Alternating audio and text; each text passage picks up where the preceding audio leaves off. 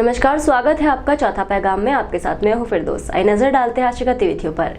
जिला प्रशासन ने खाते गांव से गन्ने की खेती करने वाले अनिल के घर से 14 मजदूरों को मुक्त कराया है। सभी मजदूर खकनार क्षेत्र के ग्राम 10 घाट के रहने वाले हैं। जिला प्रशासन को खकनार क्षेत्र के ग्रामीणों ने शिकायत की थी कि उनके गाँव के 14 मजदूरों को खाते गाँव में किसी गन्ने के खेत वाले ने दशहरा के वक्त से बंधक बनाकर रखा है, जिसमें 2 युवकों की तबीयत ज्यादा खराब है और उन्हें उपचार भी नहीं मिल रहा। शिकायत मिलने के बाद कलेक्टर प्रवीण सिंह ने एक टीम गठित की और टीम को खाते गांव भेजा। यहां पर अनिल हमारेले के खेत में सभी मजदूर मजदूरी करते हुए पाए गए। नायब तहसीलदार और उनकी टीम ने सभी मजदूरों को पुलिस की सहायता से मुक्त कराया और कलेक्टर कार्यालय लेकर पहुंचे। यहाँ कलेक्टर ने सभी मजदूरों से प्रत्यक्ष रूप से बात की और उनके हालचाल जाने। मजदूरों ने बताया कि वे दशहरा के वक्त से वही काम कर रहे थे और उनको 15 दिन के 500 रुपये मजदूरी दी जाती थी। खाने के लिए गेहूं और चावल दिया जाता था। अब पूरे मजदूर मुक्त है और अपने गांव सकुशल पहुंच चुके हैं। 20 तारीख को एक 55 साल की उम्र के दंपति मेरे पास आए थे और उन्होंने आवेदन दिया था कि हमारे जो गांव के बच्चे हैं और मेरे खुद के बच्चे हैं, वो महाराष्ट्र के सोलापुर में जो है पिछले 2 महीने से है और वहाँ उनसे ज़बरदस्ती काम करवाया जा रहा है। उनके बच्चों की तबीयत भी ख़राब है, वो लोग घर आना चाह रहे हैं, लेकिन जो है संबंधित जो व्यक्ति है वो उनको घर आने नहीं दे रहा है और उनके मोबाइल वगैरह भी जो है उन्होंने लेके रख लिए, तो कोई संपर्क भी नहीं हो पा रहा है। तो इमीडिएटली मैंने जो है एसपी साहब से बात करी और एक संयुक्त टीम जो है पुलिस और प्रशासन की बनी, जिसमें पुलिस के अधिकारी भी थे और मेरे नायब तहसीलदार भी थे। तो तत्काल जो है यहाँ से विशेष वाहन से सोलापुर के लिए रवाना हुए। वहाँ पर तेंदुर्नी करके थाना है, वहाँ पर जाके इनके बारे में पता किया गया। पता करके लगभग ये 18 लोग हैं, जिसमें 4 बच्चे भी शामिल हैं। उनको जो है कल शाम को वहाँ से रेस्क्यू करके यहाँ पर हम लोग बुरहानपुर लेके आ गए हैं। ये मूल रूप से खकनार विकासखंड के 10 घाट के रहने वाले हैं और अभी इनके परिजन आ जाएंगे तो हम उनको सौंप देंगे ताकि अपने घर चले जाएं। लोगों ने खकनार थाने में एफआईआर दर्ज कर ली है संबंधित व्यक्ति के खिलाफ। दत्तात्रेय करके व्यक्ति है, उसके खिलाफ एफआईआर दर्ज कर ली है आईपीसी धारा 374 के तहत और उसमें अग्रिम कार्रवाई जो है पुलिस कर रही है। श्री स्वामीनारायण मंदिर में 23 दिसंबर से 29 दिसंबर तक भागवत कथा का आयोजन किया गया है, जिसके चलते आज तिलक चौराहे से समाजजनों ने एक पोती यात्रा निकाली, जिसमें समाजजन शामिल हुए। श्री स्वामीनारायण मंदिर में देव भगवान श्री स्वामीनारायण श्री हरि कृष्ण महाराज की मूर्ति को स्वामीनारायण मंदिर में प्राण प्रतिष्ठा होने को 150 वर्ष पूर्ण होने जा रहे हैं। इसको लेकर श्री हरि कृष्ण महाराज सारक शताब्दी महोत्सव और श्री घनश्याम भगवान का उद्घाटन निर्मित बहनों के मंदिरों की प्राण प्रतिष्ठा का आयोजन किया जा रहा है। इसी कड़ी में 23 दिसंबर से 29 दिसंबर तक परम पूज्य श्री सरजू दास जी की महाराज की भागवत कथा दशम संकट कथा का रसपान होने जा रहा है।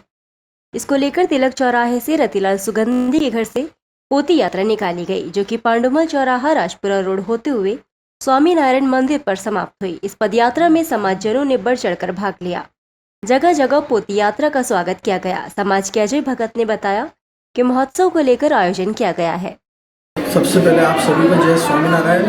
ये भगवान स्वामीनारायण का जो मंदिर है उसको 150वां वर्ष पूरा हो रहा है, तो उसे हरि कृष्ण मतलब उत्सव के रूप में मनाया जा रहा है। तो अभी यहाँ से तिलक चौराहे से एक शोभा यात्रा निकलेगी भव्य, जो पांडुमल चौराहे से होते हुए राजपुरा होते हुए स्वामीनारायण मंदिर जाएगी और प्रतिदिन 4 से 7 बजे तक कथा होगी।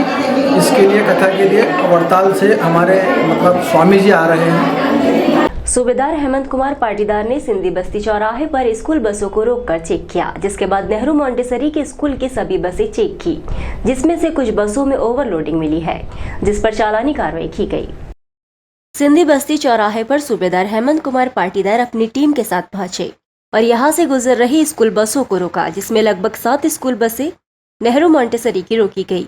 सूबेदार ने बसों को चेक किया, जिसमें से कुछ बसों में क्षमता से ज्यादा स्कूली विद्यार्थियों को बिठाया गया था। इसके अलावा सूबेदार ने स्कूल बसों की इमरजेंसी गेट बच्चों से खुलवाए, लेकिन कुछ बच्चे गेट नहीं खोल पाए।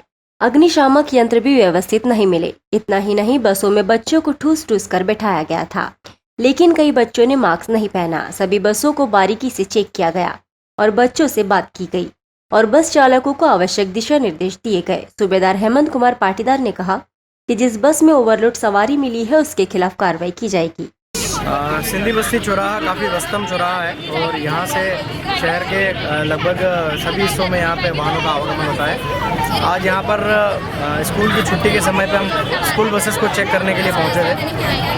कुछ व्यवहारिक कमियाँ होती है, जैसे फायर एक्सटिंग्विशर का ना होना, इमरजेंसी खिड़की का नहीं खुलना, ये कमियाँ हम देखना हमारा उद्देश्य था, जो लगभग सभी गाड़ियों में ठीक पाई गई है। आज एक बस में स्कूल द्वारा बताया गया कि इनका फंक्शन था तो इसमें ओवरलोड किया गया है। एक बस को हमने खड़ा करवाया जिसमें बहुत ज़्यादा बच्चों की संख्या है और दूसरी बस की व्यवस्था करने के लिए बताया गया है और उस पर चालानी कार्रवाई भी की है। सर, देखने में आ रहा है कि एक बच्चे बिना मास्क के बैठे हुए थे अंदर। बिल्कुल, ये बहुत ही जो संवेदनशील विषय है कि अगर इतना पास में अगर आपने बच्चों को बिठा के रखा है और आपका ये भी ध्यान नहीं है कि बच्चों ने मास्क नहीं पहना है, तो ये बिल्कुल इस विषय पर जो है स्कूल प्रशासन को ध्यान देना चाहिए और बच्चों को समझाइश भी देना चाहिए। साथ ही उनके बैठक की उचित व्यवस्था करनी चाहिए, घर तक छोड़ने की समुचित व्यवस्था। भाजपा पिछड़ा वर्ग मोर्चा के प्रदेश उपाध्यक्ष ने प्रेस वार्ता लेकर ओबीसी मामले की पैरवी करने वाले राज्यसभा सांसद विवेक तनखा पर आरोप लगाए हैं। ओबीसी आरक्षण के मामले में भाजपा ने कांग्रेस पर निशाना साधा है, जिसमें भाजपा पिछड़ा वर्ग मोर्चा के प्रदेश उपाध्यक्ष नानूराम जी कुमावत ने कहा है कि भाजपा सर्वोच्च न्यायालय के आदेश का सम्मान करती है, उस पर कोई टिप्पणी नहीं करना चाहती, लेकिन जिस स्थिति में यह आदेश हुआ है उसके विषय में प्रदेश की जनता को मालूम होना चाहिए। इस प्रकरण में ओबीसी आरक्षण पदों का चुनाव रोका गया। इस पूरे मामले की पैरवी प्रदेश कांग्रेस के वरिष्ठ नेता राज्यसभा सांसद विवेक तनखा ने की।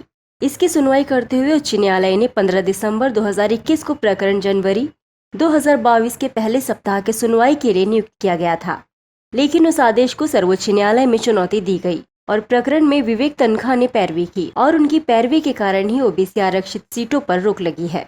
जिला निर्वाचन कार्यालय द्वारा त्रिस्तरीय पंचायत निर्वाचन को लेकर अधिकारियों कर्मचारियों को प्रशिक्षण केंद्रीय विद्यालय में दिया जा रहा है। केंद्रीय विद्यालय में 3 दिन 2 शिफ्ट में 400 अफसर कर्मचारियों को प्रशिक्षण दिया जा रहा है। जिला मुख्य कार्यपालन अधिकारी श्री रोहित सिसोनिया ने कहा कि त्रिस्तरीय पंचायत चुनाव को लेकर 3 दिवसीय प्रशिक्षण दिया जा रहा है। इसी के चलते 400 कर्मचारियों को ट्रेनिंग दी जा रही है।